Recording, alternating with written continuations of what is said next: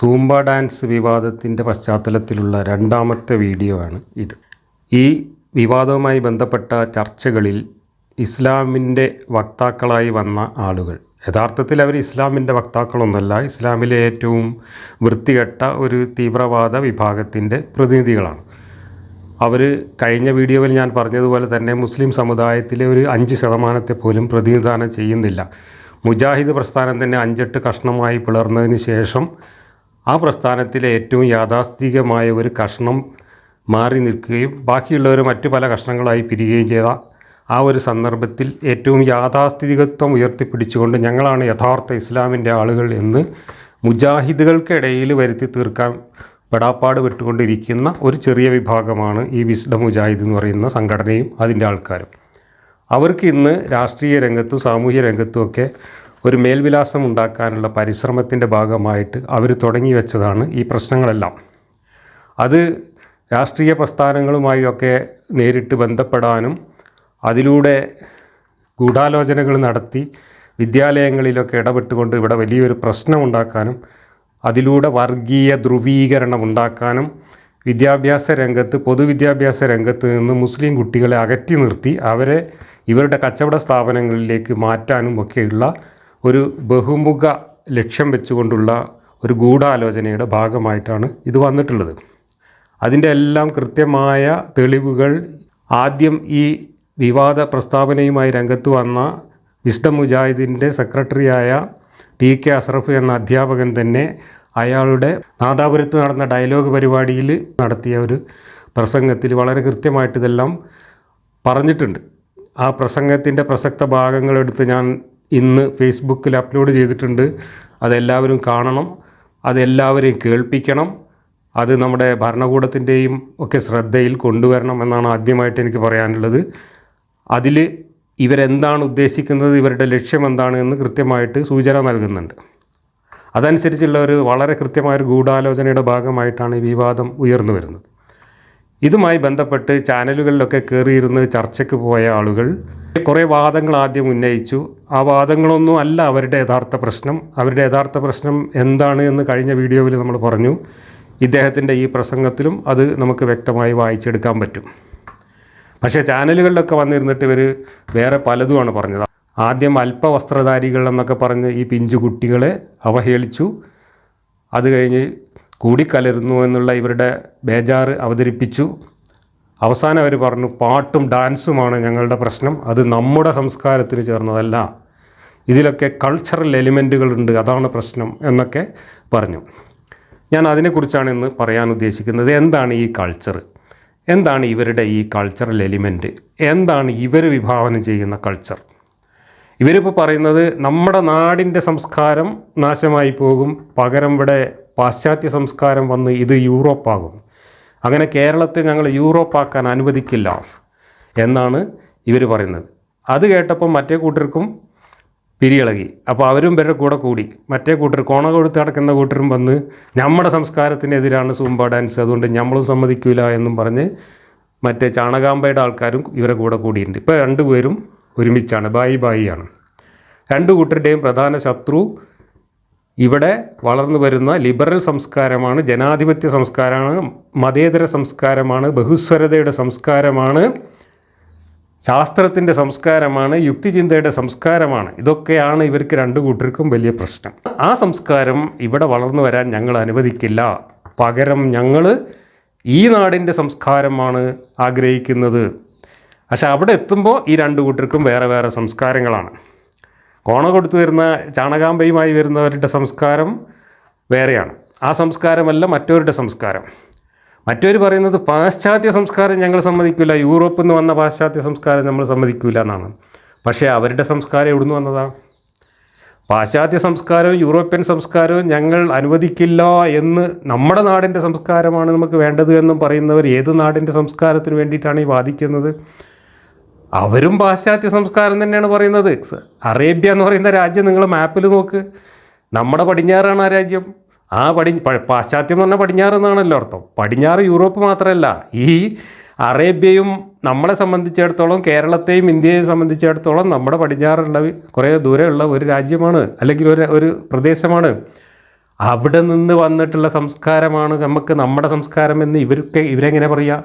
അത് പറയുമ്പോൾ മറ്റൊരു സമ്മതിക്കില്ല. മറ്റവർ പറയുന്നത് ഇവിടെ പുറത്തുനിന്ന് വന്ന ഒരു സംസ്കാരവും വേണ്ട, നമുക്ക് ഇവിടെ ഭാരതം എന്ന് പറയുന്ന ഒരു ഭൂപ്രദേശത്തുണ്ടായ സംസ്കാരം മാത്രം മതി എന്നാണ്. ആ സംസ്കാരം എന്താണ്, അതെവിടുന്ന് വന്നു, എങ്ങനെ ഉണ്ടായി എന്നുള്ളതൊക്കെ വേറെ ചർച്ച ചെയ്യേണ്ട വിഷയമാണ്. ഞാൻ അതിലേക്ക് ഇപ്പോൾ പോകുന്നില്ല. തൽക്കാലം ചാണകാമ്പ സംസ്കാരം നമുക്കാണ് മാറ്റി നിർത്താം. പക്ഷേ ഇവർ പറയുന്ന സംസ്കാരം ഇത് എവിടുന്ന് വന്നു? ഇത് അറേബ്യയിൽ നിന്ന് ഇറക്കുമതി ചെയ്യപ്പെട്ട സംസ്കാരമാണ്. അറേബ്യയിൽ നിന്ന് ഈ സംസ്കാരം ലോകത്തിൻ്റെ പല ഭാഗത്തേക്കും കയറ്റുമതി ചെയ്യപ്പെട്ടത് എങ്ങനെയാണ്? അത് വെറുതെ കണ്ട് കയറ്റുമതി ചെയ്തതല്ല. അതിങ്ങനെ അതിൻ്റെ ഒരു ഭംഗി കണ്ടിട്ട് ആളുകൾ പോയിട്ട് അങ്ങോട്ട് എടുത്തുകൊണ്ടെന്നല്ല. അത് കൃത്യമായ സൈനികമായ അധിനിവേശങ്ങളിലൂടെ നാടുകൾ പിടിച്ചടക്കി സാമ്രാജ്യമുണ്ടാക്കിയപ്പോൾ ആ സാമ്രാജ്യത്തിൻ്റെ ഭാഗമായി എല്ലായിടത്തും നട്ടുപിടിപ്പിച്ച ഒരു അറേബ്യൻ സംസ്കാരമാണ് ഇസ്ലാം എന്ന് പറയുന്നത്. അത് ഫാസിസത്തിലൂടെ നടപ്പിലാക്കിയ സംസ്കാരമാണ്. അത് അധിനിവേശത്തിലൂടെ വന്ന സംസ്കാരമാണ്. അത് ജനാധിപത്യത്തിലൂടെ ആരും സ്വയം സ്വീകരിച്ച സംസ്കാരമൊന്നുമല്ല. അതൊരു സാമ്രാജ്യത്വമായി വികസിച്ചതാണ് രാജ്യത്ത്. അത് കൊളോണിയലിസമായി വന്നതാണ്. പടിഞ്ഞാറൻ സംസ്കാരം എങ്ങനെയാണ് നമ്മുടെ രാജ്യത്തൊക്കെ വന്നത്? കൊളോണിയലിസത്തിലൂടെ വന്നതാണ്. അവരിവിടെ വന്ന് ഇവിടെ ഭരണം നടത്തി നൂറ്റാണ്ടുകളോളം ഇവിടെ നിയന്ത്രിച്ചു, ഈ സമൂഹത്തെ നിയന്ത്രിച്ചു. അവരവരുടെ സംസ്കാരം ഇവിടെ നട്ടുപിടിപ്പിക്കാൻ ശ്രമിച്ചു. അത് സ്വാഭാവികമായിട്ടും ഇവിടെ കുറേ ആളുകളെ സ്വാധീനിച്ചു. അങ്ങനെയാണ് പടിഞ്ഞാറൻ സംസ്കാരം ഇങ്ങോട്ട് വന്നത്. അറേബ്യൻ സംസ്കാരം ഇങ്ങോട്ട് വന്നത് അറേബ്യയിൽ നിന്ന് ലോകത്തിൻ്റെ നാനാഭാഗത്തേക്കും അധിനിവേശങ്ങളിലൂടെ പിടിച്ചടക്കലുകളിലൂടെ സാമ്രാജ്യത്വത്തിൻ്റെ ഭാഗമായി എല്ലായിടത്തും നട്ടുപിടിപ്പിച്ച സംസ്കാരമാണ് ഇന്ത്യയിലും എത്തിയത്. ആ സംസ്കാരമാണ് കേരളത്തിലെത്തിയത്. ആ സംസ്കാരം നമ്മുടെ നാടിൻ്റെ സംസ്കാരമല്ല. അപ്പം നാടിൻ്റെ സംസ്കാരം എന്ന് പറയാൻ ചാണകാമ്പയുടെ ആൾക്കാർക്ക് മാത്രമേ കുറച്ചെങ്കിലും അർഹതയുള്ളൂ. അത് പറയാനുള്ള യാതൊരു അർഹതയും ഈ കൂട്ടർക്കില്ല. ഇപ്പോൾ സൂംബ ഡാൻസിനെതിരെ ചാടി വന്നിട്ടുള്ള മുജാഹിദുകൾക്കോ അല്ലെങ്കിൽ ഇസ്ലാമിൻ്റെ ആളുകൾക്കോ പടിഞ്ഞാറൻ സംസ്കാരമെന്നോ യൂറോപ്യൻ സംസ്കാരമെന്നോ പറഞ്ഞുകൊണ്ട് നമ്മുടെ നാടിൻ്റെ സംസ്കാരം ഉയർത്തിപ്പിടിക്കാൻ യാതൊരു അർഹതയുമില്ല. അവരുടെ സംസ്കാരം, അവരിവിടെ ഉയർത്തിപ്പിടിക്കാൻ ആഗ്രഹിക്കുന്ന സംസ്കാരം നമ്മുടെ നാടുമായിട്ടോ നാടിൻ്റെ സംസ്കാരങ്ങളുമായിട്ടോ ഒരു ബന്ധം പോലും ഇല്ലാത്ത ഒരു പ്രാകൃതമായ അറേബ്യൻ മരുഭൂമിയിലെ ഗോത്ര സംസ്കാരമാണ്. അതാദ്യം മനസ്സിലാക്കുക.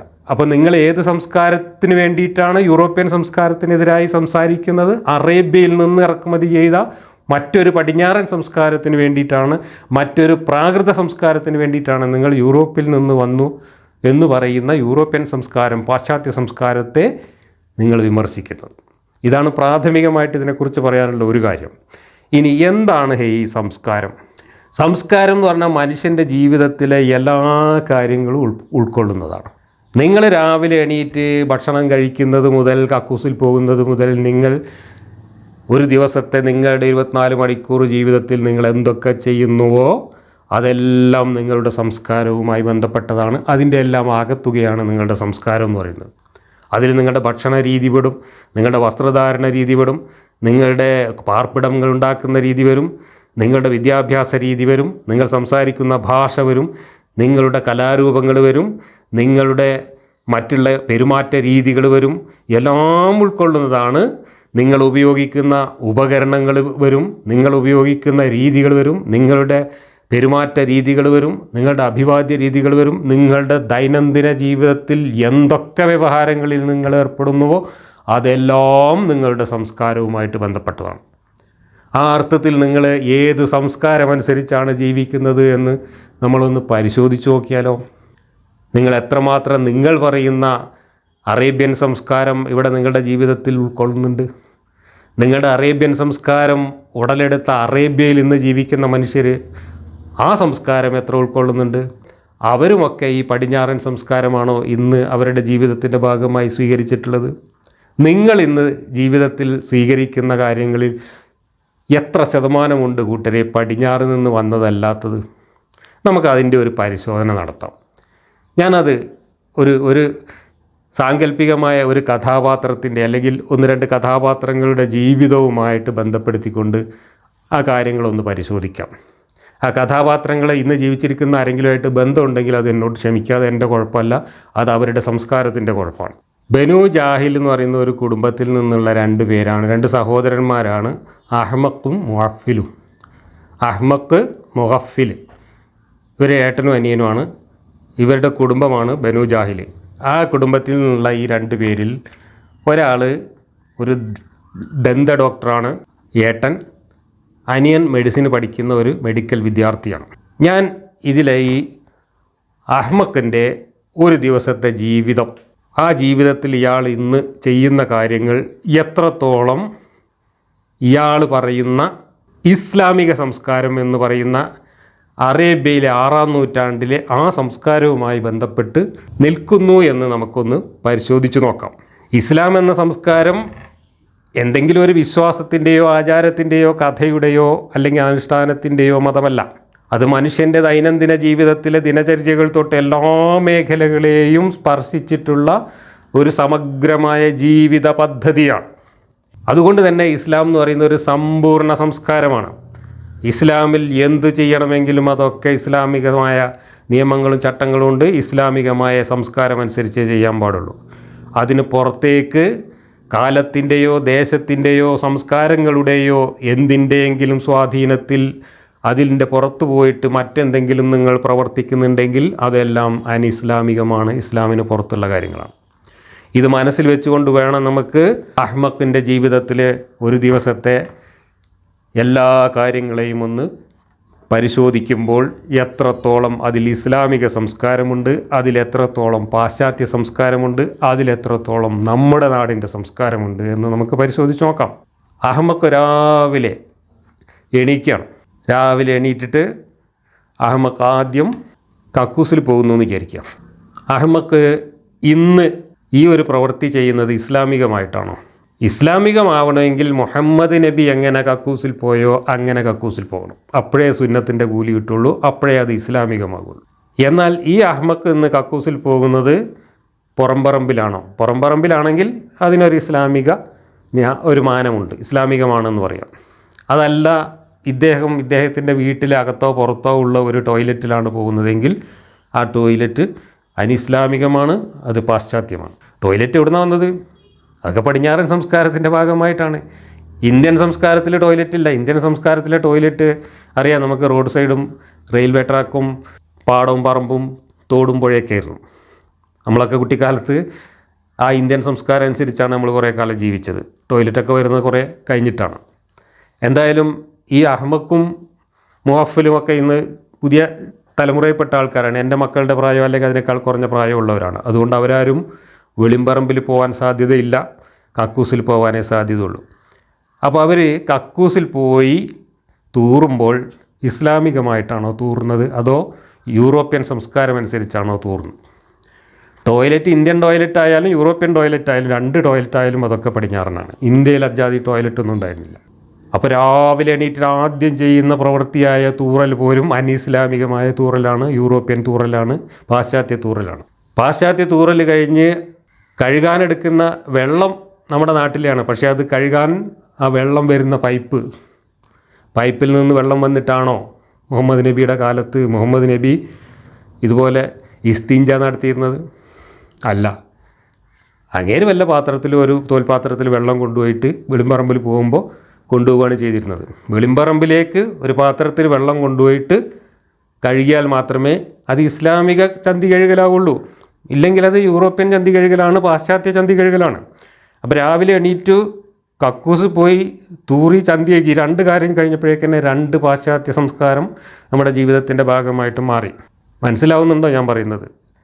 ഇങ്ങനെ പറഞ്ഞാൽ ഇതൊക്കെ മനസ്സിലാവുള്ളൂ. അതുകൊണ്ടാണ് ഇങ്ങനെ പറയുന്നത്. കാരണം ഞാനൊരു LP സ്കൂളിൽ അധ്യാപകനായതുകൊണ്ട് ഇങ്ങനെയൊക്കെ കുട്ടികളെ പഠിപ്പിച്ചിട്ടാണ് നമ്മൾ ശീലിച്ചിട്ടുള്ളത്. കാര്യങ്ങൾ കുട്ടികൾക്ക് അങ്ങോട്ട് മനസ്സിലാവണമെന്നുണ്ടെങ്കിൽ കുട്ടികളുടെ കൂട്ടത്തിൽ ഏറ്റവും ബുദ്ധി കുറഞ്ഞ കുട്ടിക്ക് മനസ്സിലാവുന്ന രീതിയിലാണ് നമ്മൾ പറയുക.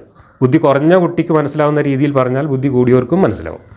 അതല്ലാതെ ബുദ്ധി കൂടിയവർക്ക് മാത്രം മനസ്സിലാവുന്ന ഭാഷയിൽ പറഞ്ഞാൽ ആർക്കും മനസ്സിലാവില്ല, കുറച്ചാൾക്കേ മനസ്സിലാവുള്ളൂ. അതാണ് നമ്മുടെ ഒരു രീതി. അതുകൊണ്ടാണ് ഞാൻ ഇങ്ങനെയൊക്കെ കഥ പറഞ്ഞുകൊണ്ട് നിങ്ങൾക്ക് ഈ കാര്യങ്ങൾ പറഞ്ഞു തരുന്നത്. അപ്പോൾ രണ്ട് കാര്യങ്ങൾ ചെയ്തു. രണ്ടും അനിസ്ലാമികമായ യൂറോപ്യൻ പാശ്ചാത്യ സംസ്കാരമനുസരിച്ചാണ് ചെയ്തത്. വെള്ളമെടുക്കാനുള്ള ടാപ്പ്, അത് ഉപയോഗിക്കുന്ന ഷവർ, ഇതെല്ലാം പാശ്ചാത്യമാണ്. ഇതൊന്നും ഇസ്ലാമിലില്ല, നമ്മുടെ നാട്ടിലും ഇല്ല. നമ്മുടെ നാട്ടിലൊന്നും ഉണ്ടായിരുന്നില്ല. ഇതൊക്കെ അവിടുന്ന് വന്നതാണ്. ഇതൊക്കെ ആരാ കണ്ടുപിടിച്ചത്? ഇതൊക്കെ പാശ്ചാത്യർ കണ്ടുപിടിച്ചതാണ്. ഈ ഇസ്രായേലുകാർ കണ്ടുപിടിച്ചതും ഉണ്ടാവും കുറേ. ആകെപ്പാടെ നമ്മളിപ്പോൾ ഒരു കാര്യമേ ചെയ്തിട്ടുള്ളൂ. അത് കഴിഞ്ഞാൽ പിന്നെ നമ്മൾ എന്താ ചെയ്യുന്നത്? അപ്പോഴേക്ക് പള്ളിയിൽ നിന്ന് ബാങ്ക് കേട്ടു, രാവിലെ സുബൈക്ക് ബാങ്ക് കേട്ടു. ഈ ബാങ്ക് വിളി ഇയാൾ കേൾക്കാൻ എങ്ങനെ കാരണമായത്? അത് മൈക്കിൽ കൂടെ ബാങ്ക് വിളിച്ചതുകൊണ്ടാണ് വീട്ടിൽ കേട്ടത്. ഈ മൈക്കും ഒച്ചപ്പാടും എവിടെ നിന്നുണ്ടായതാ? നമ്മളെ നാട്ടിലുണ്ടായതാ? അല്ല. അറേബ്യയിൽ നിന്ന് കൊണ്ടുവന്നതാ? അല്ല. ഇസ്ലാമിൻ്റെ സംസ്കാരത്തിലുള്ളതാ? അല്ല.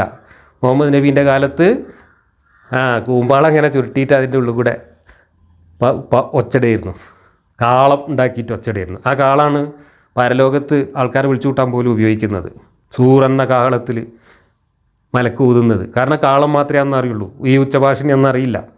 കറണ്ടൊന്നുമില്ല, വൈദ്യുതി വേണം ബാങ്ക് വിളിക്കണമെങ്കിൽ, കാളം വേണം, ബാറ്ററി വേണം. ഈ സംവിധാനങ്ങളൊക്കെ ഉണ്ടാവണമെങ്കിൽ ഇതിൻ്റെയൊക്കെ ശാസ്ത്രം വേണം. ഈ ശാസ്ത്രവും കണ്ടുപിടുത്തങ്ങളും ഈ ടെക്നോളജിയും ഈ ഉപകരണങ്ങളും ഈ ബാങ്ക് വിളിക്കാനുള്ള സൗകര്യങ്ങളും ഒക്കെ ഇവിടുന്ന് വന്നതാണ്, എല്ലാം പടിഞ്ഞാറുന്ന് വന്നതാണ്. അപ്പോൾ നമ്മൾ ബാങ്ക് വിളി കേൾക്കുമ്പോൾ ആ ബാങ്ക് വിളിയിൽ പോലും ഇസ്ലാമില്ല. അതിൻ്റെ ശബ്ദത്തിലെ ആശയത്തിൽ മാത്രമേ ഇസ്ലാമുള്ളൂ. പക്ഷേ ആ ശബ്ദം നിങ്ങളെ ചെവിയിലേക്ക് എത്തുന്നത് യൂറോപ്യൻ സംസ്കാരം അനുസരിച്ചാണ്, പാശ്ചാത്യ സംസ്കാരം അനുസരിച്ച് കിട്ടിയ ടെക്നോളജിയിൽ കൂടെയാണ് ഈ ബാങ്ക് കേൾക്കുന്നത്. അങ്ങനെ ബാങ്ക് കേട്ടു. നമുക്ക് ഈ ബാങ്ക് കേട്ടിട്ട് എന്ത് ചെയ്തു? ഒതുണ്ടാക്കാൻ പോയി. ഒതുണ്ടാക്കാൻ പോകുമ്പോൾ ഇസ്ലാമികമായിട്ടാണോ ഒതുണ്ടാക്കിയത്? ഇസ്ലാമികമായിട്ടുള്ള ഒതുണ്ടാക്കൽ എങ്ങനെയായിരുന്നു? നിങ്ങൾ കിതാബ് ഹദീസുകളിൽ നോക്കിയാൽ കാണാം. വലിയൊരു തോൽപാത്രത്തിലോ അല്ലെങ്കിൽ ഒരു കല്ലിൻ്റെ പാത്രത്തിലോ കുറേ വെള്ളം വെച്ചിട്ട് അവിടെ ഉണ്ടായിരുന്ന ആൾക്കാരൊക്കെ അതിൽ കൈയിട്ടിട്ട് ഒതുണ്ടാക്കിയിരുന്നു. പണ്ടൊക്കെ പള്ളിയിലും അങ്ങനെയായിരുന്നു, ഹൗദിൽ നേരിട്ട് കൈയിട്ടിട്ടായിരുന്നു ഒതുണ്ടാക്കിയിരുന്നത്. ഞാനൊക്കെ പള്ളി പോയിരുന്ന കാലത്ത് അങ്ങനെയായിരുന്നു. അന്ന് പള്ളിയിലെ ഹൗദിൽ ടാപ്പൊന്നും ഉണ്ടായിരുന്നില്ല. ഇന്നങ്ങനെയല്ല. ഇന്ന് പള്ളിയിൽ പോലും ടാപ്പിൽ നിന്നാണ് വെള്ളം വരുന്നത്. ടാപ്പിൽ നിന്ന് വെള്ളം വരുന്ന സംവിധാനം അറേബ്യനാണോ, നമ്മുടെ നാടിൻ്റെ ആണോ, പാശ്ചാത്യമാണോ? അതൊക്കെ പടിഞ്ഞാറുന്ന് വന്നതാണ്. അപ്പോൾ ഒതുണ്ടാക്കാൻ വേണ്ടി പൈപ്പിന് തിരിക്കുമ്പോൾ നിങ്ങൾ അനിസ്ലാമികമായ മറ്റൊരു പ്രവൃത്തി ചെയ്തു. ഒതുണ്ടാക്കുമ്പോൾ അനിസ്ലാമികമായിട്ടുള്ളൊരു പ്രവൃത്തി ചെയ്തു. അപ്പോൾ ചൊല്ലി പറയുന്ന മന്ത്രങ്ങൾ മാത്രമേ ഇസ്ലാമികമുള്ളൂ. ബാക്കി നിങ്ങൾ ചെയ്യുന്ന കാര്യങ്ങളൊക്കെ പടിഞ്ഞാറൻ സംസ്കാരത്തിൻ്റെ ഭാഗമാണ്. അത് കഴിഞ്ഞ് നിങ്ങൾ സുബൈ നിസ്കാരം കഴിഞ്ഞ് സുബൈ നിസ്കരിക്കുമ്പോഴും നിങ്ങൾ എത്രമാത്രം പടിഞ്ഞാറിനെ ആശ്രയിച്ചിട്ടുണ്ടെന്ന് നിങ്ങൾ പരിശോധിച്ച് നോക്കുക. നിങ്ങൾ ധരിക്കുന്ന വസ്ത്രം, നിങ്ങളതിന് വിരിക്കുന്ന വിരിപ്പ്, ഇതെല്ലാം പടിഞ്ഞാറിന്ന് വന്നത് തന്നെയാണ്. അത് കഴിഞ്ഞ് നിങ്ങൾ പല്ല് തേക്കണം തോന്നി പല്ല് തേക്കാൻ പോയാൽ നിങ്ങൾ ഉപയോഗിക്കുന്ന ബ്രഷും പേസ്റ്റും ഇതൊക്കെ എവിടുന്ന് വന്നതാണ്? നബീൻ്റെ കാലത്ത് ഉപയോഗിച്ചിരുന്ന പേസ്റ്റും ബ്രഷും, അന്ന് പേസ്റ്റൊന്നും ഇല്ലല്ലോ, അന്ന് ബ്രഷും ഇല്ല. അന്ന് ബ്രഷിന് പകരം ഏതോ ഒരു മരത്തിൻ്റെ കൊമ്പ് ഇങ്ങനെ ചാച്ചിട്ട് പല്ല് തേക്കായിരുന്നു.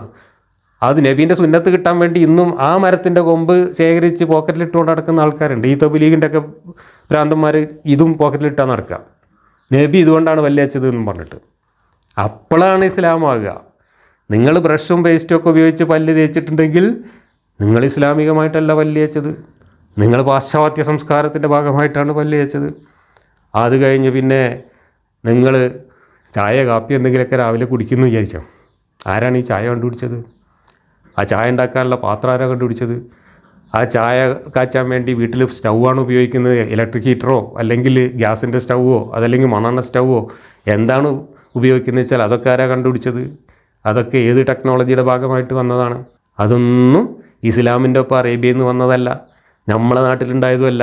ഈ നമ്മളെ നാടിൻ്റെ സംസ്കാരം പറഞ്ഞ് കോണകം തൂക്കി നടക്കുന്നവർക്ക് കൂടെ ബാധകമാണ് ഞാൻ ഈ പറയുന്നതൊക്കെ.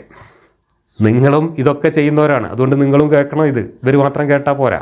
അപ്പോൾ ഈ ചായയും കാപ്പിയും കുടിക്കുമ്പോൾ ആ ചായയും കാപ്പിയും ഉണ്ടാക്കാൻ ആവശ്യമായിട്ടുള്ള സകല സാധനങ്ങളും എവിടുന്ന് വന്നതാണ്? സകല സാധനങ്ങളുടെയും ടെക്നോളജിയും ഉപകരണങ്ങളും അതിൻ്റെ അറിവും ഇതൊക്കെ പടിഞ്ഞാറുന്ന് വന്നതാണ്.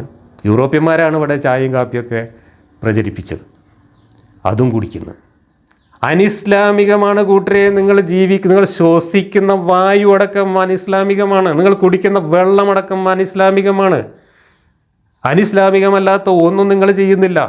എല്ലാം പടിഞ്ഞാറുന്ന് വന്നതാണ്. നിങ്ങൾ അറേബ്യയിൽ നിന്ന് വന്നതുപോലും അല്ല ഇതൊന്നും. അറേബ്യയിൽ നിന്ന് സംസ്കാരം ഇങ്ങോട്ട് വരാൻ തുടങ്ങിയിട്ട് കുറച്ച് കാലമായിട്ടുള്ളൂ. ആളുകളൊക്കെ ഗൾഫിലൊക്കെ പോകാൻ തുടങ്ങിയതിന് ശേഷമാണ് അറേബ്യൻ വസ്ത്രവും അറേബ്യൻ ഭക്ഷണവും ഒക്കെ ഇങ്ങോട്ട് ഇറക്കുമതി ചെയ്യാൻ തുടങ്ങിയത്. അതിനു മുമ്പും ഇവിടെ മുസ്ലിങ്ങൾ ജീവിച്ചിരുന്നു. ഈ അറേബ്യൻ സംസ്കാരമൊന്നും ഉണ്ടായിരുന്നില്ല. ഇപ്പോഴാണ് കുറച്ചൊക്കെ അവിടുത്തെ ഭക്ഷണവും അവിടുത്തെ വസ്ത്രധാരണവും അവിടുത്തെ പല രീതികളും ഇങ്ങോട്ട് ഇറക്കുമതി ചെയ്തു തുടങ്ങിയത്.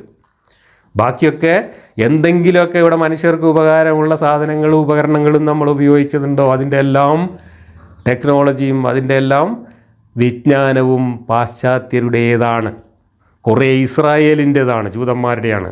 ഇതൊക്കെ വെച്ചിട്ടാണ് നിങ്ങൾ ഇപ്പോൾ രാവിലെ പല്ല് വെച്ചിട്ടേ ഉള്ളൂ. നമ്മൾ രാവിലെ കക്കൂസ് പോയി ഒന്നുണ്ടാക്കി നിസ്കരിച്ച് പല്ല് വെച്ചു. ഇത്രയും ചെയ്തപ്പോഴേക്ക് തന്നെ നമ്മൾ 100 കൂട്ടം അനിസ്ലാമിക പ്രവർത്തികൾ ചെയ്തു. നിങ്ങളുടെ സംസ്കാരം എവിടുന്ന് വന്നതാ? അറേബ്യയിൽ നിന്ന് വന്നതാ? ഇവിടെ ഉണ്ടായതാ? ഇനി ചായയും കാപ്പിയൊക്കെ കുടിച്ച് നിങ്ങൾ ജോലിക്ക് പോകുന്നതിന് മുമ്പ് നിങ്ങൾ കുളിക്കാൻ കയറി ബാത്റൂമിൽ നിങ്ങൾ ഉപയോഗിക്കുന്ന സോപ്പ്, നിങ്ങൾ ഉപയോഗിക്കുന്ന ഷവറ്, നിങ്ങൾ ഉപയോഗിക്കുന്ന ബ്രഷ്, നിങ്ങളവിടെ എന്തൊക്കെയാണോ ഉപയോഗിക്കുന്നത്, ഷാമ്പൂ, ഇതൊക്കെ എവിടുന്ന് വന്നതാ? അറേബ്യയിൽ നിന്ന് വന്നതാ? അതോ നമ്മളെ നാട്ടിലുണ്ടായതാ? ഇല്ല, ഒന്നുമില്ല. ഇവിടെ ഒന്നും ഉണ്ടായിരുന്നില്ല. ഇവിടെ ഒരു സോപ്പ് പോലും കണ്ടുപിടിച്ചിട്ടില്ല.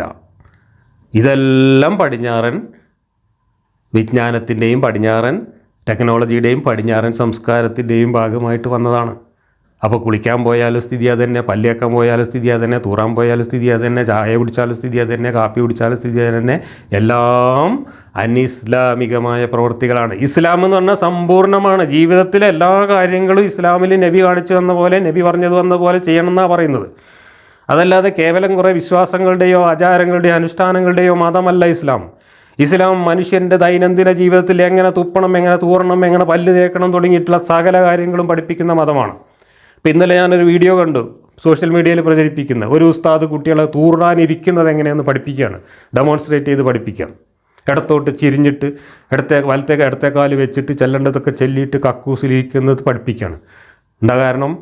അതൊക്കെ ഇസ്ലാമാണ്. അതൊക്കെ ഉണ്ടെങ്കിലേ ഇസ്ലാമാകുള്ളൂ. അതാണ് ഞാൻ ചോദിച്ചത്. അപ്പോൾ ഈ അഹമ്മക്ക് എങ്ങനെയാണ് കക്കൂസിൽ പോകുന്നത്, എങ്ങനെയാണ് ചായ കുടിക്കുന്നത്, എങ്ങനെയാണ് പല്ല് തേക്കുന്നത്, എങ്ങനെയാണ് കുളിക്കുന്നത് എന്നൊക്കെ ഞാൻ ചോദിക്കാൻ കാരണം ഇസ്ലാമിൻ്റെ കൾച്ചറൽ എലിമെൻ്റ് നമ്മളെ ജീവിതത്തിൽ ഉണ്ടാവാൻ പാടില്ല എന്ന് ചാനൽ ചർച്ചയിൽ വന്നിരുന്നിട്ട് ഇതുപോലെയുള്ള ആളുകൾ പറയുന്നുണ്ട്. അതിനുള്ള മറുപടിയാണ് ഈ പറയുന്നത്.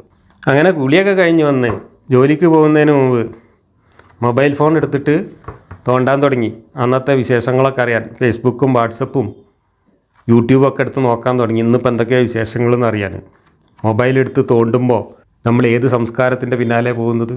മുഹമ്മദ് നബി നിങ്ങൾക്ക് മൊബൈൽ ഫോൺ ഉണ്ടാക്കി തന്നിട്ടുണ്ടോ? മുഹമ്മദ് നബി നിങ്ങൾക്ക് ഇൻ്റർനെറ്റ് ഉണ്ടാക്കി തന്നിട്ടുണ്ടോ? മുഹമ്മദ് നബി നിങ്ങൾക്ക് ഇതിൽ ഉപയോഗിക്കുന്ന ആപ്പുകളും സോഫ്റ്റ്വെയറുകളൊക്കെ ഉണ്ടാക്കി തന്നിട്ടുണ്ടോ? നിങ്ങൾ ഈ തോണ്ടുന്ന സാധനം മുഴുവൻ ഇസ്രായേലിൽ നിന്ന് ജൂതന്മാരുണ്ടാക്കിയതാണ് മിക്കവാറും സാധനങ്ങളൊക്കെ. അറിയോ കഥ?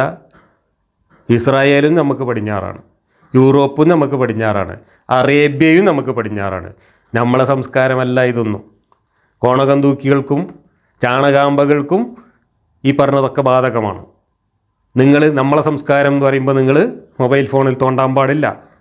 നിങ്ങൾ ഈ പറഞ്ഞതുപോലെയുള്ള യൂറോപ്യൻ ക്ലോസറ്റ് ഉപയോഗിക്കാൻ പാടില്ല. യൂറോപ്യൻ കൾച്ചറിൻ്റെ ഭാഗമായിട്ടുള്ള ഒരു സാധനവും നിങ്ങൾ ഉപയോഗിക്കാൻ പാടില്ല. നിങ്ങൾ പഴയ കോണകം എടുത്തിട്ട് വരണം. ഇല്ലെങ്കിൽ നിങ്ങൾ ഈ ജാതി വർത്താനം പറയുന്നതിൽ യാതൊരു അർത്ഥവുമില്ല, ആത്മാർത്ഥതയുമില്ല. അതാണ് നമ്മൾ പറയുന്നത്. അങ്ങനെ കുറച്ച് കഴിഞ്ഞപ്പോൾ ഡ്രസ്സൊക്കെ മാറിയിട്ട് നമുക്ക് ജോലിക്ക് പോകണം. അഹമ്മക്ക് പല്ല് ഡോക്ടറാണ്, മറ്റോൻ മെഡിസിന് പഠിക്കുകയാണ്. അപ്പോൾ പല്ല് ഡോക്ടർക്ക് എന്തിനു പോകണം? ജോലിക്ക് പോകണം. ജോലിക്ക് പോകുമ്പോൾ പല്ല് ഡോക്ടർ കോണകമല്ല എടുക്കുന്നത്, പാൻസാണ് ധരിക്കുന്നത്. പാൻസ് എവിടുത്തെ സംസ്കാരമാണ്? അറബി സംസ്കാരമാണോ? അറേബ്യൻ സംസ്കാരമാണോ? മുഹമ്മദ് നബി പാൻറ് ഇട്ടിട്ടുണ്ടോ? ഇല്ല. പിന്നെ എവിടുന്നാണ് നിങ്ങൾക്ക് ഈ പാൻറ് കിട്ടിയത്? പാൻറ്റും കോട്ടൊക്കെ ഇട്ടിട്ട് നമ്മൾ പോവുകയാണ് ജോലിക്ക്. ജോലിക്ക് പോയി കഴിഞ്ഞാൽ നമ്മൾ എവിടെയാണ് പോകുന്നത്? നമ്മൾ ഡെൻ്റൽ ക്ലിനിക്കിലാണ് പോകുന്നത്. അവിടെ പോയാൽ നമുക്ക് ചികിത്സ നടത്തണം. ഈ ചികിത്സ നടത്താൻ വേണ്ടിയിട്ടുള്ള വിവരമൊക്കെ എവിടുന്ന് നമുക്ക് കിട്ടിയത്? ഒരു ഡെൻറ്റിസ്റ്റ് ആവണമെങ്കിൽ നിങ്ങളിതിൻ്റെ സിലബസ് മുഴുവൻ പഠിക്കണം 5-8 കൊല്ലം. ഇതൊക്കെ എവിടുന്നാണ് പഠിച്ചത്? ആരാണ് ഈ സിലബസൊക്കെ കൊണ്ടുവന്നത്? ആരാണ് ഇതൊക്കെ ഈ വിവരങ്ങളൊക്കെ കണ്ടുപിടിച്ചത്? നിങ്ങൾ ചികിത്സ നടത്തുമ്പോൾ, നിങ്ങൾ റൂട്ട് കനാൽ ചെയ്യുമ്പോൾ, നിങ്ങൾ ട്രാൻസ്പ്ലാന്റ് ചെയ്യുമ്പോൾ, നിങ്ങൾ പല്ല് പറിക്കുമ്പോൾ നിങ്ങൾ ഉപയോഗിക്കുന്ന ഉപകരണങ്ങൾ, അതിൻ്റെ ശാസ്ത്രം, അതുമായി ബന്ധപ്പെട്ട വൈദ്യശാസ്ത്രപരമായിട്ടുള്ള വിജ്ഞാനങ്ങൾ, ഇതൊക്കെ നിങ്ങൾക്ക് അറേബ്യയിൽ നിന്ന് കിട്ടിയതാണോ? അതോ ഇവിടെ ഉണ്ടായതാണോ? അതോ പടിഞ്ഞാറിൽ നിന്ന് വന്നതാണോ? അതോ ഇസ്രായേലിൽ നിന്ന് വന്നതാണോ? അപ്പോൾ നിങ്ങൾ നേരെ പോകുന്നത് പടിഞ്ഞാറൻ സംസ്കാരം അനുസരിച്ചുള്ള ഒരു തൊഴിൽ ചെയ്യാനാണ്. അത് ചെയ്യുമ്പോൾ നിങ്ങൾ ചെയ്യുന്ന എല്ലാ കാര്യങ്ങളും പാശ്ചാത്യ സംസ്കാരവുമായിട്ട് ബന്ധപ്പെട്ടതാണ്. പാശ്ചാത്യരുടെ സംഭാവനയാണ്. ഇസ്ലാം ഒന്നും സംഭാവന ചെയ്തിട്ടില്ല. എങ്ങനെയാണ് റൂട്ട് കനാൽ ചെയ്യേണ്ടത് എന്ന് ഇസ്ലാം പഠിപ്പിച്ചെന്നുണ്ടോ? ഖുർആനിലുണ്ടോ? ഹദീസിലുണ്ടോ? എന്നാൽ ഇസ്ലാമിലും ഖുർആനിലും ഉള്ളൊരു കാര്യമുണ്ട്, നിങ്ങൾ ചെയ്യാൻ പാടില്ലാത്തൊരു കാര്യം. അതാണ് നിങ്ങൾ ഇന്ന് കാര്യമായിട്ട് ചെയ്യുന്നത്.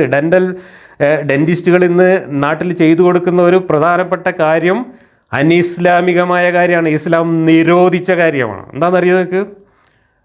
പൊന്തി നിൽക്കുന്ന പല്ല് കമ്പിയിട്ട് കെട്ടി താത്തി കൊടുക്കുക. ഡെൻറ്റിസ്റ്റുകളുടെ ഒരു പ്രധാന പണി അതാണല്ലോ. നമ്മളെ അഹമ്മക്ക് ഡോക്ടർ ചെയ്യാറുണ്ടോ ഇല്ലയെന്ന് എനിക്കറിയില്ല. അനിസ്ലാമികമായതുകൊണ്ട് അദ്ദേഹം ചെയ്യാതിരിക്കുന്നുണ്ടോ എന്നറിയില്ല. എന്തായാലും അത് ചെയ്യുന്നത് അനിസ്ലാമികമാണ്. സംശയം ഉണ്ടെങ്കിൽ യൂസഫുൽ കർലാവിനെ പോലെയുള്ള വലിയ വലിയ ഫിഖ് പഠിച്ച പണ്ഡിതന്മാർ എഴുതി വെച്ച കിതാബ് എടുത്ത് വായിച്ചു നോക്ക്, ഹദീസുകളൊക്കെ എടുത്ത് വായിച്ചു നോക്ക്. അതിൽ പറഞ്ഞിട്ടുണ്ട്, മനുഷ്യന് പടച്ചോൻ തന്ന ആ സൃഷ്ടി ഉണ്ടല്ലോ, പടച്ചോൻ തന്ന ആ സൗന്ദര്യത്തിൽ കൂടുതലായിട്ട് സൗന്ദര്യം വർദ്ധിപ്പിക്കാൻ വേണ്ടിയിട്ടോ പടച്ചോൻ ഉണ്ടാക്കി തന്ന വൈകല്യങ്ങളില്ല അതാക്കാൻ വേണ്ടിയിട്ടോ നമ്മൾ കൃത്രിമമായ മാർഗങ്ങളിൽ വല്ലതും ചെയ്താൽ പടച്ചോന് കോപമുണ്ടാകും എന്ന് പഠിപ്പിച്ചു കൊടുത്തിട്ടുണ്ട്. ഇത് ഇസ്ലാമിക പണ്ഡിത ലോകത്ത്, ഇജ്മാഇൻ്റെ ലോകത്ത് നൂറ്റാണ്ടുകളോളം, പതിറ്റാണ്ടുകളോളം ചർച്ച ചെയ്തിട്ട് ഇപ്പോഴും തീരുമാനമാകാത്ത വിഷയമാണ്. യൂസഫ് അൽ കർലാവിയെ പോലുള്ള പലരും പറഞ്ഞു പല്ല് കെട്ടിത്താഴ്ത്താൻ പാടില്ല കമ്പിയിട്ടിട്ട്. എന്താ കാരണം എന്നറിയോ? പല്ല് കെട്ടിത്താഴ്ത്തുന്നത് സൗന്ദര്യം വർദ്ധിപ്പിക്കാനാണ്. അള്ളാഹ് തന്ന സൗന്ദര്യം പോരാ എന്ന് പറഞ്ഞിട്ട് അള്ളാഹുവിനെ വെല്ലുവിളിച്ചുകൊണ്ട് പല്ല് കെട്ടിത്താത്തിയിട്ട് ചൊറുക്ക് കൂട്ടുകയാണ്. ചിലരുടെ പല്ല് എൻ്റെ പല്ലുമാരി ഇങ്ങനെ അകന്നിട്ടിരിക്കും, ചിലരുടെ പൊന്തി നിൽക്കും. ഈ പൊന്തി നിൽക്കുന്നതും അകന്ന് നിൽക്കുന്നതൊക്കെ കമ്പിയിട്ടിട്ട് ശരിയാക്കും. 1-2 പല്ല് പറിച്ച് കളഞ്ഞിട്ട് ഗ്യാപ്പ് ഉണ്ടാക്കിയിട്ട് കമ്പി കെട്ടി ചാത്തിയാണ് ശരിയാക്കുക. ചൊറുക്ക് കൂട്ടാൻ വേണ്ടിയിട്ട് അങ്ങനെയുള്ള ഒരു പ്രക്രിയയും അങ്ങനെയുള്ള ഒരു കൈക്രിയയും ചെയ്യാൻ പാടില്ല എന്നാണ് പണ്ഡിത ഫത്വ. അതിൽ തന്നെ 2 അഭിപ്രായം വന്നു. ചിലർ പറഞ്ഞു എന്തെങ്കിലും ബുദ്ധിമുട്ടുള്ള വൈകല്യമാണെങ്കിൽ അത് കുഴപ്പമില്ല, പ്ലാസ്റ്റിക് സർജറി നടത്തിയിട്ടോ ഇതുപോലെയുള്ള കാര്യങ്ങൾ ചെയ്തിട്ടൊക്കെ ശരിയാക്കാം. ഇപ്പോൾ മുച്ചിറി വന്ന ഒരു കുട്ടി ജനിക്കുകയാണെങ്കിൽ ആ മുച്ചിറി നമുക്ക് സർജറി ചെയ്തിട്ട് തുന്നിയൊക്കെ ശരിയാക്കാം, അതിൽ കുഴപ്പമില്ല. പക്ഷേ പല്ല് പൊന്തിയിട്ടൊരു കുട്ടി ജനിച്ചാൽ ആ പല്ല് താഴ്ത്തി ശരിയാക്കാൻ പാടില്ല. കാരണം രണ്ടിൻ്റെ ഉദ്ദേശം വേറെയാണ്. മുച്ചിറി വന്നതിൻ്റെ ബുദ്ധിമുട്ടുകൾ ഉള്ളതുകൊണ്ടാണ് മുച്ചിറി നേരെയാക്കുന്നത്. എന്നാൽ പല്ല് പൊന്തിയത് താഴ്ത്തുന്നത് ഭംഗി കൂട്ടാൻ വേണ്ടിയിട്ടാണ്. ഭംഗി കൂട്ടാൻ വേണ്ടി പ്ലാസ്റ്റിക് സർജറിയോ കമ്പിയിട്ട് കെട്ടലോ ഒന്നും പാടില്ല എന്നാണ് ഇസ്ലാം. ഞാൻ നമ്മളെ ഡോക്ടർ അഹ്മക്കിനോട് ചോദിക്കുന്നത്, നിങ്ങൾ കമ്പി ഇട്ടിട്ട് പല്ല് കെട്ടിത്താത്തി കൊടുക്കാറുണ്ടോ? അനിസ്ലാമികമായ ഹറാമായ കാര്യം ചെയ്തു കൊടുക്കാറുണ്ടോ? ഇല്ലെങ്കിൽ നല്ലത്, ഉണ്ടെങ്കിൽ സൂക്ഷിച്ചോ. 1-ന് 10 വെച്ചിട്ട് അവിടെ മലക്ക് കണക്ക് എഴുതിയിട്ടുണ്ടാവും. നരകത്തേക്ക് യാതൊരു ബുദ്ധിമുട്ടില്ലാതെ പോകാം. കാരണം നിങ്ങൾ രാവിലെ എണീറ്റ് തൂറാൻ പോയത് മുതൽ നിങ്ങൾ പാശ്ചാത്യ സംസ്കാരമാണ് ഫോളോ ചെയ്യുന്നത്. അതിനൊക്കെ മലക്ക് ഇടത്തെ തോളിലിരുന്നിട്ട് എഴുതുന്നുണ്ട്. മലക്കിൻ്റെ കിതാബ് ഇപ്പം തന്നെ നിറഞ്ഞ് അങ്ങ് എത്തിയിട്ടുണ്ടാവും, ഇടത്തെ തോളിലെ മലക്കിൻ്റെ. നല്ലോണം ശ്രദ്ധിച്ചോ. അപ്പോൾ അവിടെ നടത്തുന്ന ചികിത്സ, നിങ്ങൾ നടത്തുന്ന ഏർപ്പാടുകൾ, അതിന് വേണ്ടിയിട്ടുള്ള സൗകര്യങ്ങൾ, അതിന് വേണ്ട ടെക്നോളജി, അതിന് വേണ്ട വിവരം, ആ വിവരം ഇതെല്ലാം പടിഞ്ഞാറൻ സംസ്കാരമാണ്. ഇനി നമ്മളെ ഡോക്ടർ അഹമ്മക്ക് പഠിച്ചത് എങ്ങനെയാണ്? ഇതൊക്കെ നിങ്ങളിത് പഠിച്ചത് ഇസ്ലാമികമായിട്ടാണോ? ആൺകുട്ടികളും പെൺകുട്ടികളും ഇടകലരാതെയാണോ പഠിച്ചത്? പെൺകുട്ടികളുടെയും ടീച്ചർമാരുടെയും മുഖം കാണാതെയാണോ പഠിച്ചത്? പെൺകുട്ടികളുടെയും ടീച്ചർമാരുടെയും ശബ്ദം കേൾക്കാതെയാണോ പഠിച്ചത്? ടീച്ചറുടെയും കുട്ടികളുടെ ഇടയിൽ ഹിജാബ് വെച്ചിട്ടാണോ ക്ലാസ് എടുത്തിരുന്നത്? പെൺകുട്ടികളും ആൺകുട്ടികളും ഹിജാബ് വെച്ചിട്ട് അപ്പുറം ഇരുന്നിട്ടാണോ നിങ്ങൾ മെഡിസിൻ പഠിച്ചിരുന്നത്? അല്ല. അപ്പോൾ നിങ്ങൾ ഇത്രയും കാലം ഈ കണ്ട നല്ല പ്രായത്തിൽ, യൗവനത്തിൻ്റെ പ്രായത്തിൽ നിങ്ങൾ ഈ സമപ്രായക്കാരായ പെൺകുട്ടികളുടെ കൂടെ ഇടകലർന്നുകൊണ്ട് 4-5 കൊല്ലം 6 കൊല്ലം നിങ്ങൾ മെഡിസിൻ പഠിച്ചു. നിങ്ങൾ നരകത്ത് പോവില്ലേ? അനിസ്ലാമികമല്ലേ? ഇതൊക്കെ ഏത് സംസ്കാരമാണ്? എവിടുന്ന് വന്ന സംസ്കാരമാണ്? അറേബ്യയിലെ സംസ്കാരമാണോ? അല്ല, പടിഞ്ഞാറൻ സംസ്കാരമാണ്, യൂറോപ്യൻ സംസ്കാരമാണ്. അപ്പോൾ പടിഞ്ഞാറൻ സംസ്കാരം അനുസരിച്ച് പഠിക്കാം, പടിഞ്ഞാറൻ സംസ്കാരം അനുസരിച്ച് ജോലി ചെയ്യാം, പടിഞ്ഞാറൻ സംസ്കാരം അനുസരിച്ച്. ഞാൻ അധികം പറയുന്നില്ല. പറഞ്ഞാൽ ഈ പറഞ്ഞത് ഇപ്പോൾ ഇരുന്നാണ് പറഞ്ഞാൽ 24 മണിക്കൂർ ഇരുന്ന് പറഞ്ഞാലും തീരാത്തത്ര ഉദാഹരണങ്ങൾ നിങ്ങളുടെ ഒരൊറ്റ ദിവസത്തെ ജീവിതത്തിൽ നിന്ന് എടുത്ത് കാണിക്കാൻ പറ്റും. ഒരൊറ്റ ദിവസത്തെ. അപ്പോൾ നിങ്ങൾ എത്ര കൊല്ലം ഇവിടെ ജീവിക്കുന്നോ അതിൻ്റെ ഇടയിൽ നിങ്ങൾ എത്രമാത്രം അനിസ്ലാമികമായ പ്രവൃത്തികൾ ചെയ്തിട്ടുണ്ടാവും. അതാ ഞാൻ പറഞ്ഞത്, നിങ്ങൾ ശ്വസിക്കുന്ന വായു പോലും അനിസ്ലാമികമാണ് ഇവിടെ. എന്നിട്ട് നിങ്ങൾ ഈ കുട്ടികൾ കായിക പരിശീലനം നേടുമ്പോൾ പണ്ട് 1 2 3 എന്ന് പറഞ്ഞ് ഇങ്ങനെ കാട്ടുന്നതിന് പകരം ഒരു മ്യൂസിക് വെച്ചിട്ട് ചാടുന്നതിന്, മ്യൂസിക് വെച്ചിട്ട് സ്റ്റെപ്പ് എടുക്കുന്നതിനാണ് നിങ്ങൾ പാശ്ചാത്യ സംസ്കാരം വരുന്നു എന്ന് പറഞ്ഞ് പേടിച്ചിട്ട് ആളെ പേടിപ്പിക്കാൻ നടക്കുന്നത്. നിങ്ങൾ വീട്ടിൽ നിന്ന് ജോലിക്ക് പോകുന്നത് എങ്ങനെയാണ്? വീട്ടിൽ നിന്ന് ക്ലിനിക്കിലേക്ക് പോകുന്നത് ഇസ്ലാമികമായിട്ട് കഴുതപ്പുറത്ത് കയറിയിട്ടാണോ പോണത്? ഇസ്ലാമികമായിട്ട് കോവർ കഴുതൻ്റെ പുറത്ത് കയറിയിട്ടാണോ പോണത്? അതോ ഇസ്ലാമികമായിട്ട് ഒട്ടകത്തിൻ്റെ പുറത്ത് കയറിയിട്ടോ? അല്ലല്ലോ. കാറിലോ ബൈക്കിലോ ബസ്സിലോ ട്രെയിനിലോ അല്ലേ മെട്രോയിലോ ഒക്കെ കയറിയിട്ടല്ലേ പോകുന്നത്? ഇതൊക്കെ പാശ്ചാത്യമാണ് കൂട്ടരെ. അള്ളാൻ്റെ കിതാബിൽ നിങ്ങൾക്ക് ഞാൻ ഇറക്കി തന്ന വാഹനങ്ങൾ എന്ന് പറഞ്ഞിട്ട് വാഹനങ്ങളുടെ ലിസ്റ്റ് കൊടുത്തിട്ടുണ്ട്. കഴുത, കോവർ കഴുത, ഒട്ടകം, കുതിര, ഈ 4 വാഹനത്തിലേ പോകാൻ പറ്റുള്ളൂ. കാരണം നബി ആ 4 വാഹനത്തിലേ പോയിട്ടുള്ളൂ. അതല്ലാത്ത ഇന്ന് നിങ്ങൾ സൈക്കിളിൽ പോയാലും ബൈക്കിൽ പോയാലും കാറിൽ പോയാലും വിമാനത്തിൽ പോയാലും മെട്രോ ട്രെയിനിൽ പോയാലും അതൊക്കെ അനിസ്ലാമികമാണ്. അതെല്ലാം പാശ്ചാത്യ സംസ്കാരത്തിൻ്റെ ഭാഗമാണ്. അതൊന്നും നമ്മളെ നാട്ടിൽ പോലും ഇല്ല. കുതിര വണ്ടിയിൽ പോലും പോകാൻ പറ്റില്ല. കാരണം കുതിര മാത്രമേ അള്ള പറഞ്ഞിട്ടുള്ളൂ, വണ്ടീൻ്റെ വർത്താനം പറഞ്ഞിട്ടില്ല. എന്താ കാരണം എന്നറിയോ? 6-ാം നൂറ്റാണ്ടിൽ വണ്ടി ആയിട്ടില്ലേ. അപ്പോൾ അള്ളാൻ്റെ കിതാബിൽ കുതിര വണ്ടിയില്ല, കുതിര മാത്രമേ ഉള്ളൂ. കുതിര ഭയങ്കര സംഭവമാണ്, കിതാബിൽ കുറേ പറഞ്ഞിട്ടുണ്ട്. കാരണം മുത്തുനബിക്ക് ഏറ്റവും ഇഷ്ടമുള്ള സാധനമായിരുന്നു കുതിര. കുതിരപ്പുറത്ത് കയറിയിട്ട് കൊള്ളയടിക്കാൻ പോകാൻ വേണ്ടിയിട്ട്. രാവിലെ എണീറ്റിട്ട് നിങ്ങൾ ചെയ്തത് മുഴുവൻ, നിങ്ങൾ ജോലിക്ക് പോകുന്ന വണ്ടി മുതൽ, നിങ്ങൾ ജോലിക്ക് പോകുന്ന സ്ഥാപനം മുതൽ, അവിടുത്തെ ഉപകരണങ്ങൾ മുതൽ, അവിടെ നിങ്ങൾ നടത്തുന്ന ചികിത്സ മുതൽ, അവിടെ നടത്തുന്ന ജോലി മുതൽ എല്ലാം പാശ്ചാത്യമാണ്, ഒന്നും ഇസ്ലാമികമല്ല. ഇപ്പോൾ നമ്മൾ പറഞ്ഞ ഈ നിങ്ങളുടെ ദൈനംദിന ജീവിതത്തിൽ പറഞ്ഞ കാര്യങ്ങളിൽ എത്ര ശതമാനമുണ്ട് കൂട്ടരെ ഇസ്ലാം? എത്ര ശതമാനമുണ്ട് പാശ്ചാത്യം? കണക്കൂട്ടിയിട്ട് പറ. കമ്പ്യൂട്ടർ ഉപയോഗിക്കുന്നില്ലേ? ഇപ്പം മതം പ്രചരിപ്പിക്കാനും ഇതുപോലെയുള്ള വൃത്തികേടുകൾ വിളിച്ചു പറയാനൊക്കെ ഉപയോഗിക്കുന്നത് കമ്പ്യൂട്ടറും ഇൻ്റർനെറ്റും സൗകര്യങ്ങളൊക്കെ ആണല്ലോ. സ്റ്റുഡിയോ ഒക്കെ വെച്ചിട്ടാണല്ലോ നിങ്ങളിതൊക്കെ പറയുന്നതും ചെയ്യുന്നതും. ഇതൊക്കെ എവിടെ നിന്ന് കിട്ടിയതാ? അള്ളാൻ്റെ കിതാബ് നോക്കിയിട്ട് ആരെങ്കിലും കണ്ടുപിടിച്ച് തന്നതാ? അറേബ്യയിൽ നിന്ന് വന്നതാ? അതൊക്കെ ഇസ്രായേലിൽ നിന്ന് കണ്ടുപിടിച്ചതാണ് അതിലധികവും. ഈ ഇൻ്റർനെറ്റും അതുമായി ബന്ധപ്പെട്ട സകല ഗുണ്ടാമണ്ടികളും സോഫ്റ്റ്വെയറുകളും ആപ്പുകളും ഇതൊക്കെ ഇസ്രായേലിൻ്റെ മക്കൾ കണ്ടുപിടിച്ചതാണ്, ജൂതന്മാർ. നിങ്ങൾക്ക് പറ്റുമോ? അത് ഹറാമല്ലേ? അത് ഇസ്ലാമികമാണോ? അതൊക്കെ മെഡിസിൻ പഠിക്കുമ്പോൾ മനുഷ്യൻ്റെ ശവം വെച്ചിട്ടല്ലേ നിങ്ങൾ അനാട്ടമി പഠിക്കുന്നത്? ഇസ്ലാമികമാണോ അത്? പെൺകുട്ടികൾക്ക്, മുസ്ലിം പെൺകുട്ടികൾക്ക് ഈ അന്യപുരുഷന്മാരുടെ മജ്ജത്തുമ്മ തൊടാൻ പറ്റുമോ? മുസ്ലിം പുരുഷന്മാർക്ക് അന്യ സ്ത്രീകളുടെ മജ്ജത്തുമ്മ തൊടാൻ പറ്റുമോ? അവരുടെ നഗ്ന ശരീരം കാണാൻ പറ്റുമോ? മരിച്ചവരുടെ ശരീരം കീറിപ്പൊളിച്ച് അതിൻ്റെ ഉള്ളിലൊക്കെ കൈയിട്ട് മാന്തി ഇതൊക്കെ പഠിക്കാൻ പറ്റുമോ? ഇതൊക്കെ അനിസ്ലാമികമാണ്, ഇതെല്ലാം ഹറാമാണ്. അങ്ങനെ നിങ്ങൾ പഠിച്ചതും പ്രവർത്തിച്ചതും നിങ്ങൾ ജീവിക്കുന്നത് മുഴുവനും ഹറാമിലാണ്, അനിസ്ലാമികത്വത്തിലാണ്, പാശ്ചാത്യ സംസ്കാരത്തിലാണ്. ഇസ്ലാം എവിടെയുള്ളത്? നിങ്ങളെ തൊള്ളപടായി പറയുന്ന കുറച്ച് വിഡ്ഢിത്തങ്ങളല്ലാതെ വേറെന്താ ഇസ്ലാം ഉള്ളത് നിങ്ങളുടെ ജീവിതത്തിൽ? നിങ്ങൾ കഴിക്കുന്ന ഭക്ഷണം ഇസ്ലാമികമാണോ? അറബികളുടെ ഭക്ഷണം മാത്രമാണോ നിങ്ങൾ കഴിക്കുന്നത്? പടിഞ്ഞാറുനിന്ന് വന്ന ഭക്ഷണ സാധനങ്ങളൊന്നും നിങ്ങൾ കഴിക്കാറില്ലേ? നിങ്ങൾ ഭക്ഷണം പാകം ചെയ്യാൻ ഉപയോഗിക്കുന്ന സാധനങ്ങളൊക്കെ അറേബ്യയിൽ നിന്ന് വന്നതോ അല്ലെങ്കിൽ ഇവിടെ ഉണ്ടായതോ മാത്രമാണോ? മറ്റു രാജ്യങ്ങളിലൊന്നുമുള്ള മറ്റു മനുഷ്യന്മാരൊന്നും കൃഷി ചെയ്തുണ്ടാക്കിയ സാധനങ്ങളൊന്നും ഉപയോഗിക്കാറില്ലേ? ഈ പിഞ്ചു കുട്ടികൾ സ്കൂളിൽ കായിക പരിശീലനത്തിൻ്റെ ഭാഗമായിട്ട് വരണ്ട പഴയ കായിക പരിശീലനത്തിന് പകരമായിട്ട് കുറച്ച് മ്യൂസിക്കും കുറച്ച് സംഗീതമൊക്കെ വെച്ച് ഒരു ഡാൻസിൻ്റെ സ്റ്റെപ്പ് വെച്ചുകൊണ്ട് കായിക പരിശീലനം നടത്തുന്നത് പാശ്ചാത്യ സംസ്കാരം വരും എന്ന കാരണത്താൽ അനിസ്ലാമികമാണെന്നും അത് ഞങ്ങളുടെ സംസ്കാരത്തിന് ചേർന്നതല്ല എന്നൊക്കെ പറയുന്ന നിങ്ങൾ സ്കൂളുകളിൽ ഇപ്പോൾ എന്താ നടക്കുന്നതെന്ന് വല്ലതും ശ്രദ്ധിച്ചിട്ടുണ്ടോ?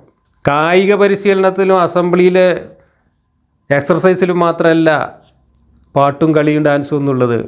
പാഠപുസ്തകത്തിലെ പാഠങ്ങൾ പഠിപ്പിക്കുന്നത് പാട്ടും കളിയും ഡാൻസും ഒക്കെ ആയിട്ടാണ്. പരമാവധി കുട്ടികളെ സന്തോഷിപ്പിച്ചുകൊണ്ടും കുട്ടികൾക്ക് ഇഷ്ടപ്പെട്ട കളികളിലൂടെയും കുട്ടികൾ ആർജിക്കേണ്ട ശേഷികൾ കുട്ടികൾക്ക് പകർന്നു നൽകുക എന്നതാണ് ആധുനിക വിദ്യാഭ്യാസത്തിൻ്റെ രീതി. അപ്പോൾ ഒരു പാഠം പഠിപ്പിക്കുമ്പോൾ ആ പാഠത്തിൽ അത് കണക്ക് പഠിപ്പിക്കാനായാലും ശരി, സയൻസ് പഠിപ്പിക്കാനായാലും ശരി, ഭാഷ പഠിപ്പിക്കാനായാലും ശരി, ഏത് വിഷയമാണെങ്കിലും ശരി, അതൊക്കെ കുട്ടികൾക്ക് പാട്ടിലൂടെ, കളികളിലൂടെ, ആക്ടിവിറ്റികളിലൂടെ, കുട്ടികൾക്ക് താല്പര്യമുള്ള സഹകരണാത്മകമായ ഗ്രൂപ്പ് പ്രവർത്തനങ്ങളിലൂടെ ഒക്കെയാണ് കൊടുക്കുന്നത്. ക്ലാസ് മുറിയിലെ ഗ്രൂപ്പ് പ്രവർത്തനങ്ങളിൽ ആൺകുട്ടികളും പെൺകുട്ടികളും വട്ടത്തിലിരുന്നിട്ടാണ് എല്ലാ ക്ലാസ്സിലും കുട്ടികൾ പ്രവർത്തനങ്ങൾ ചെയ്യുന്നത്. നിങ്ങൾ മെഡിസിൻ പഠിക്കുമ്പോഴും ലാബിലൊക്കെ വട്ടത്തിലിരുന്നിട്ട് ഒന്നിച്ചല്ലേ ചെയ്തിരുന്നത്? അതുപോലെ ഇന്ന് ക്ലാസ് മുറികളിൽ. അതല്ലാതെ ഹിജാബ് വെച്ചിട്ട് ആൺകുട്ടി വേറെ പെൺകുട്ടി വേറെ എന്ന് പറഞ്ഞിട്ടല്ല. ആൺകുട്ടികളെ പഠിപ്പിക്കാൻ ആണുമാഷന്മാരും പെൺകുട്ടികളെ പഠിപ്പിക്കാൻ പെണ്ണ് ടീച്ചർമാരും എന്ന് പറഞ്ഞിട്ടുള്ള സംവിധാനമൊന്നുമല്ല സ്കൂളുകളിലുള്ളത്, വിദ്യാലയങ്ങളിലുള്ളത്. എല്ലാവരും ഒരുമിച്ചാണ് ഇതൊക്കെ ചെയ്യുന്നത്. ടീച്ചർമാരും കുട്ടികളും കൂടെയാണ് പാടുന്നതും ആടുന്നതും കളിക്കുന്നതും. ഇതൊക്കെ ആധുനിക മനുഷ്യൻ്റെ ശാസ്ത്രീയമായ ചിന്തകളുടെ, മനഃശാസ്ത്രപരമായ ചിന്തകളുടെ ഭാഗമായി വന്നിട്ടുള്ള മാറ്റങ്ങളാണ്.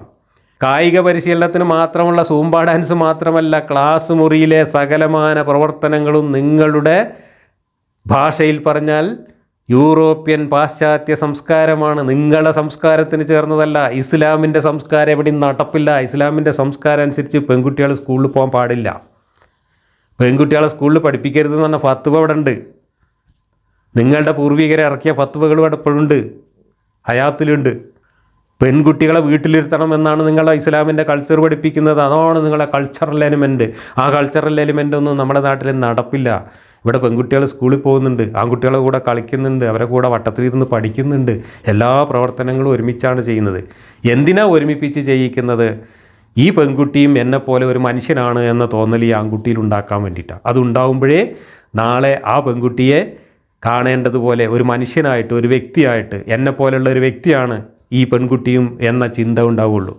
അതല്ലെങ്കിൽ ഇതൊരു ഇറച്ചിക്കണ്ടമാണ്, എനിക്ക് കയറിപ്പിടിക്കാനുള്ള ഒരു ലൈംഗിക ഉപകരണമാണ് എന്ന ഇസ്ലാമിക സംസ്കാരം വരാതിരിക്കാൻ വേണ്ടിയിട്ടാണ്.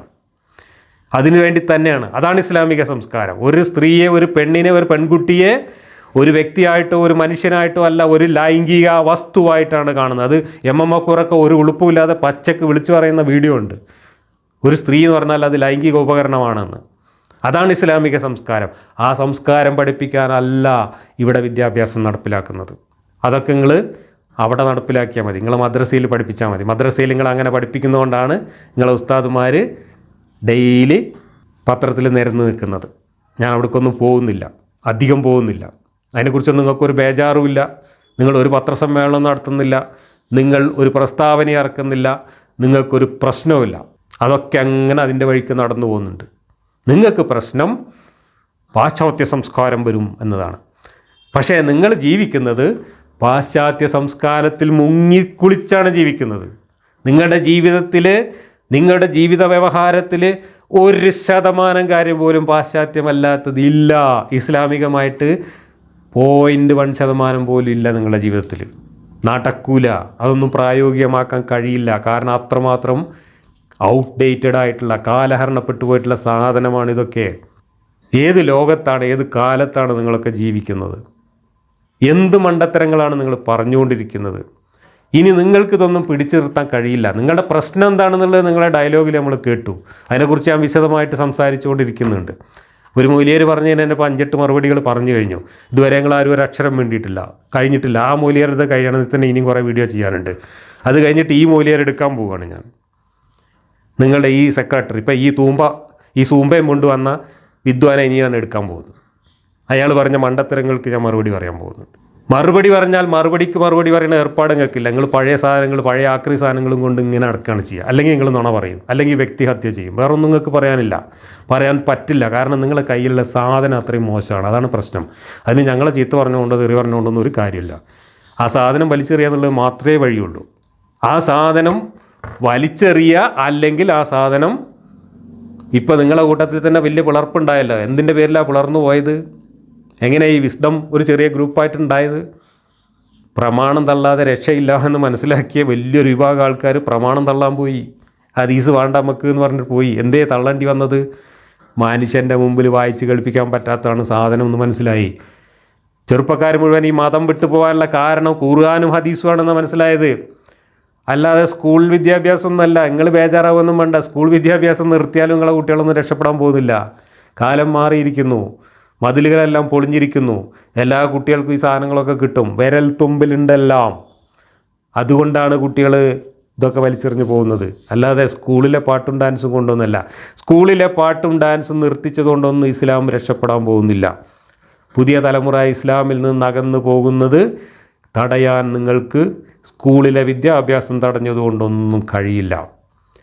അതിന് നിങ്ങൾ മുസ്തഫ മൗലവിയും അതുപോലെയുള്ള ആളുകളൊക്കെ ഇപ്പോൾ ചെയ്തുകൊണ്ടിരിക്കുന്ന പണിയൊക്കെ അതിനൊരു ചെറിയ പരിഹാരമാണ്, താൽക്കാലികമായിട്ട്. അവിടെ നിൽക്കില്ല അത്. പിന്നെ നിങ്ങളിൽ നിന്ന് എന്നെ തെറ്റിപ്പോയ മാർക്കസു ദേവക്കാർ, ഗ്രൂപ്പുകാരൊക്കെ ചെയ്യുന്നത് പോലെ ഹദീസ് ഇങ്ങനെ പെറുക്കി തള്ളുക, ഖുർആൻ ഇങ്ങനെ തള്ളുക, ഖുർആനിൽ പറഞ്ഞതിനൊക്കെ ഇങ്ങനെ അർത്ഥം മാറ്റി കൊടുക്കുക. അങ്ങനെ പിടിച്ചു നിൽക്കാൻ പറ്റുള്ളൂ. എന്നിട്ട് കുറച്ച് ആൾക്കാരെ തെറ്റിദ്ധരിപ്പിക്കാൻ പറ്റുമെങ്കിൽ അങ്ങനെ പിടിച്ചു നിർത്താൻ പറ്റും. അല്ലാതെ നിങ്ങൾ പിടിച്ച ഈ സാധനം ഉണ്ടല്ലോ, നിങ്ങൾ ഈ വിസ്ഡം മുജാഹിദുകാർ യഥാർത്ഥ ഇസ്ലാം, യഥാർത്ഥ ഹദീസും യഥാർത്ഥ ഖുർആനും പൊക്കി പിടിച്ചുകൊണ്ട് പാശ്ചാത്യ സംസ്കാരം ഒന്നും വേണ്ട നമുക്ക് എന്നും പറഞ്ഞ് ഇവിടെ നിൽക്കുകയാണെങ്കിൽ നിങ്ങൾക്ക് ഇവിടെ ജീവിക്കാൻ പറ്റില്ല. ഇസ്ലാമികമായിട്ട് നിങ്ങൾക്ക് ഇന്ത്യ രാജ്യത്തോ കേരളത്തിലോ ഒരു നിമിഷം നിൽക്കാൻ പറ്റില്ല.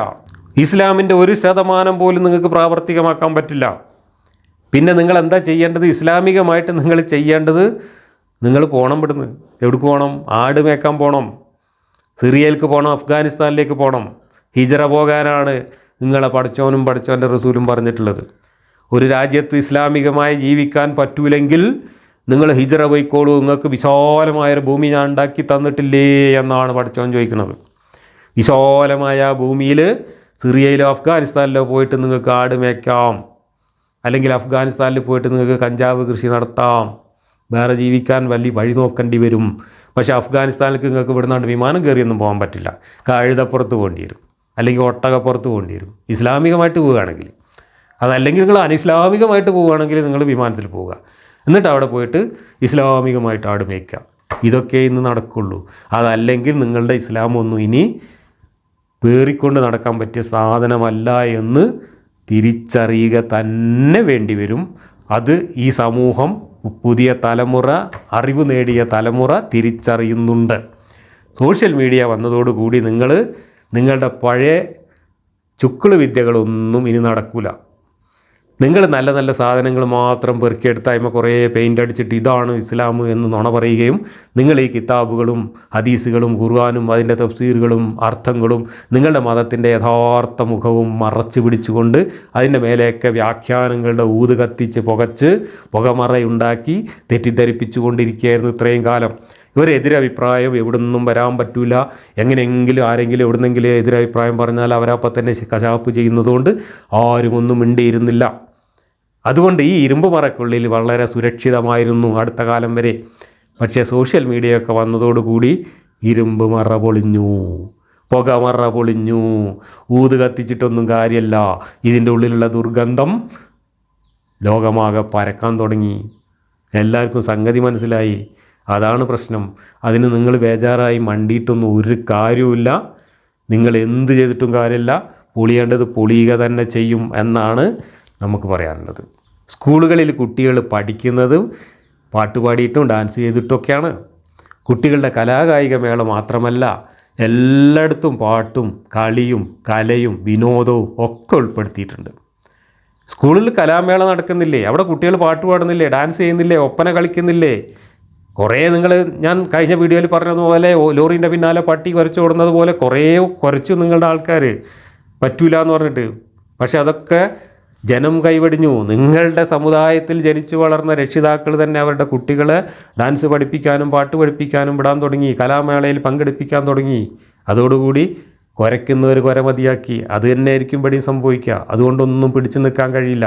നിങ്ങളുടെ കിതാബിലുള്ള ദുർഗന്ധം അകറ്റാനുള്ള വഴി നോക്കുക. അതിൽ നിന്ന് തള്ളാനുള്ളത് തള്ളുക, കത്തിക്കാനുള്ളത് കത്തിക്കുക. അതിൽ വല്ലതും പെയിൻ്റ് അടിച്ച് കൊണ്ടുനടക്കാൻ പറ്റുന്ന ബാക്കിയുണ്ടെങ്കിൽ അതെടുത്ത് മുസ്തഫ മൗലവിയൊക്കെ പെയിൻ്റ് അടിക്കുന്നതല്ല പെയിൻ്റ് അടിച്ചിട്ട് പിടിച്ചു നിർത്താൻ വല്ല വഴിയുണ്ടെങ്കിൽ നോക്കുക എന്ന് മാത്രമേ രക്ഷയുള്ളൂ. വിദ്യാഭ്യാസത്തിന് നേരെയൊന്നും കുരച്ച് ചാടിയിട്ട് പാശ്ചാത്യ സംസ്കാരം എന്ന് പറഞ്ഞ് കുരച്ച് ചാടിയിട്ടൊന്നും ഒരു കാര്യമില്ല. നിങ്ങൾ ജീവിക്കുന്നത് പാശ്ചാത്യ സംസ്കാരത്തിലാണ്. നിങ്ങളുടെ ദൈനംദിന ജീവിതത്തിലെ 99% കാര്യങ്ങളും യൂറോപ്പിൽ നിന്നും ഇസ്രായേലിൽ നിന്നും മറ്റു പാശ്ചാത്യ നാടുകളിൽ നിന്നും വന്നതാണ്. മാത്രമല്ല, നമ്മളെ സംസ്കാരം എന്ന് പറയാൻ നിങ്ങൾക്ക് യാതൊരു അർഹതയില്ല. കാരണം നിങ്ങളും പടിഞ്ഞാറുനിന്ന് വന്ന ഒരു സംസ്കാരത്തെയാണ് പ്രതിനിധീകരിക്കുന്നത്. അറേബ്യ പടിഞ്ഞാറുള്ള ഒരു രാജ്യമാണ് ഇന്ത്യയെ സംബന്ധിച്ചിടത്തോളം. ആ രാജ്യത്ത് 6-ാം നൂറ്റാണ്ടിൽ ഒരു ഗോത്ര സമൂഹത്തിലുണ്ടായ അതിപ്രാകൃതമായുള്ള ഒരു ഗോത്ര ദർശനമാണ് നിങ്ങൾ ഇസ്ലാം എന്നും പറഞ്ഞ് കൊണ്ടുനടക്കുന്ന ഈ സാധനം. അത് നമ്മുടെ സംസ്കാരമല്ല, അത് പരിഷ്കൃത ലോകത്തിന് പറ്റിയ സംസ്കാരവുമല്ല, അത് നിങ്ങൾക്ക് പോലും കൊണ്ടുനടക്കാൻ പറ്റിയ സംസ്കാരമല്ല. അതുകൊണ്ടാണ് നിങ്ങൾ അതെല്ലാം ഒഴിവാക്കിയിട്ട് ജീവിതത്തിൽ പടിഞ്ഞാറിൻ്റെ സംസ്കാരം എടുത്തണിയുന്നത്. ഇല്ലെങ്കിൽ നിങ്ങൾ ബൈക്കും കാറൊക്കെ ഒഴിവാക്കിയിട്ട് കഴുതപ്പുറത്ത് കയറിയിട്ട് സിറിയയിൽ പോയി ആടും മേച്ച് ജീവിക്കേണ്ടി വരും. ഇത്രയുമാണ് ഇപ്പോൾ തൽക്കാലം പറയുന്നത്. ബാക്കി കാര്യങ്ങൾ ടി കെ അഷ്റഫിനുള്ള മറുപടിയിൽ വിശദമായിട്ട് പറയാം.